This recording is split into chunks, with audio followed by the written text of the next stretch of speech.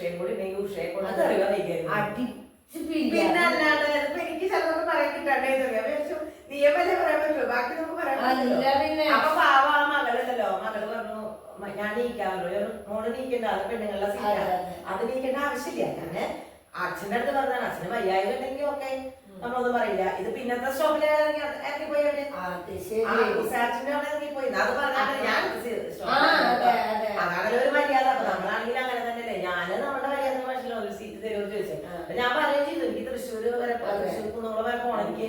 അപ്പൊ അതുകൊണ്ടാണ് ഞാൻ ചോദിച്ചത് പറയുന്നത്. അപ്പൊ മനുഷ്യരുണ്ടല്ലോ പലവിധ, നമ്മൾ ഈ കാണുന്ന ആൾക്കാരുണ്ട്, ഏതൊക്കെ തന്നെ ആൾക്കാര്. ഞാൻ ഇവിടെ വരുമ്പോ ഉഷയൊക്കെ നല്ലതാണെന്ന് വിചാരിച്ചു.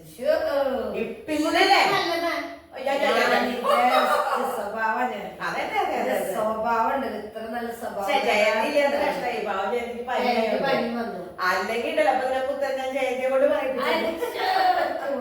അല്ല തമ്പുരാട്ടി എവിടുന്നാണോ? ഞാനിന്ന് ഇപ്പൊ എവിടേക്കൊക്കെ പോവാന്നൊക്കെ വിചാരിച്ചു വന്ന, ഇവിടെ വന്നപ്പോൾ പോവാൻ പറ്റുമോ?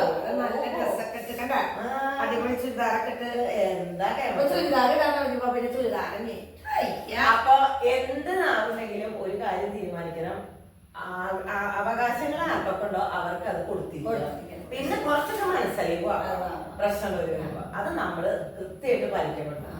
പിന്നെ ഉണ്ടല്ലോ സ്ത്രീകളും മിണ്ടാണ്ടിരിക്കുന്നതോറും നമുക്ക് നമ്മുടെ അവകാശം കിട്ടില്ല. അല്ല, ഒന്നാമത്തെ കാര്യം ഞാൻ ഒരു കാര്യം പറഞ്ഞില്ലേ, ഈ സ്ത്രീകള് മിണ്ടാണ്ടിരിക്കുക പറഞ്ഞിട്ടുണ്ടെങ്കിലേ നമ്മളിപ്പോ ഒരു ബസ്സിൽ കയറിയല്ലോ, അത് വേറെ എവിടെ ആരെങ്കിലും ഒരു സ്ത്രീയോട് സംസാരിക്കുള്ളൂ. ആ സംസാരിക്കുമ്പോ ഈ മറ്റുള്ള സ്ത്രീകൾ ഒരാളൊന്നും മിണ്ടില്ല. അപ്പൊ ഈ പറഞ്ഞ ആൾക്കാർ മാത്രം പെടും. പക്ഷെ അത് നോക്കണ്ട.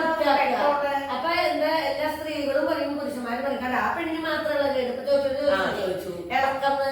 അതേപോലെ ഈ സ്ത്രീ നമ്മുടെ അവകാശങ്ങൾ കൃത്യമായിട്ട്, അതിപ്പോ ഈ ബസ്സിന്റെ കാര്യം മാത്രമല്ല, കുടുംബത്തെ ആണെങ്കിൽ എവിടുത്തെ ആണെങ്കിലും ഇപ്പൊ എല്ലാവരും എടുത്തിരിക്കുന്നു നമ്മുടെ ജെൻഡർ ക്ലാസ്സുകളൊക്കെ. പിന്നെ ഇപ്പൊ സ്ത്രീകൾക്കല്ലേ അവകാശങ്ങൾ വേണ്ട, അവരൊക്കെ ഭയങ്കര ഇതാണല്ലോ. അങ്ങനെയല്ല, ശരിക്കും അവർക്ക് പറയാൻ പറ്റാത്ത ഒരുപാട് സ്ത്രീ സമൂഹങ്ങളും എല്ലാ ജെൻഡറിലും പെട്ടവരും നമ്മുടെ നാട്ടിലുണ്ട്. അതല്ല, ഞാൻ തന്നെ മുന്നൊക്കെ ആദ്യമൊന്നും ഞാനൊന്നും മിണ്ടിയായിരുന്നില്ല. ഇപ്പൊക്കെ ഞാൻ ബസ്സിൽ വന്നാലും കുട്ടികളെ എടുത്ത് പറഞ്ഞാൽ ഒരു മനുഷ്യന്റെ കുട്ടി എനിക്ക് കൊടുത്തില്ല, വയസ്സായാലും.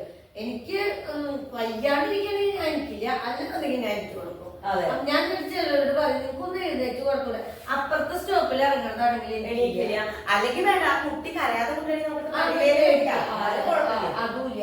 ഞാൻ എന്റെ മോളും കൂടി ഹോസ്റ്റലിലേക്ക് പോകാൻ വേണ്ടി കയറിയിട്ടേ, കൊല്ലപ്പടിക്കുന്ന കയറി മനപ്പടി കയറിയപ്പോ ആ കണ്ടക്ടർക്ക് അറിയാം ഇവര് മനപ്പടി ഇറങ്ങണതാണ്.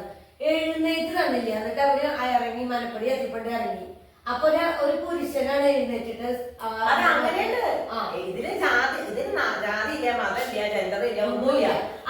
എഴുന്നേറ്റിട്ട് വേഗം സീറ്റ് കൊടുത്തു. എന്നിട്ട് ആ കണ്ടക്ടർ പറയാ കണ്ടില്ലേ അപ്പുറത്തെ സ്റ്റോപ്പിൽ ഇറങ്ങണത്, അവര് എഴുന്നേറ്റേ ഇല്ല. എനിക്ക് അതിശയായി. ശരിക്കും നമ്മള് ഇനി ഇതൊക്കെ മാറി ചിന്തിക്കുന്ന ഒരു നാടാണ് നമുക്ക് വേണ്ടത്. അപ്പളേ ഞാൻ എന്റെ ഈ കുന്ത്രട്ടാതെയൊക്കെ നീക്കി വെച്ചിട്ട് ഈ വാതിൽ തുറക്കണം. തുറക്കോ? ഞാൻ തുറന്നു തരാം പൊന്നു. അയശല്ല, ഇതിന് അത്യാവശ്യം കെൽപ്പ് വേണം. ഇടങ്ങാടി ചോറുണ്ടാലും ഇത് തുറക്കാൻ എളുപ്പമല്ല. അതാണേ നിനക്ക് കൈ വേദന, എനിക്ക് മുട്ട് വേദന. എങ്ങനെ നാവും മാത്രം ജീവിച്ചു പോകണം. അതെ, നമ്മള് രണ്ടു കൂട്ടരും ഒരേ മോഡലായി.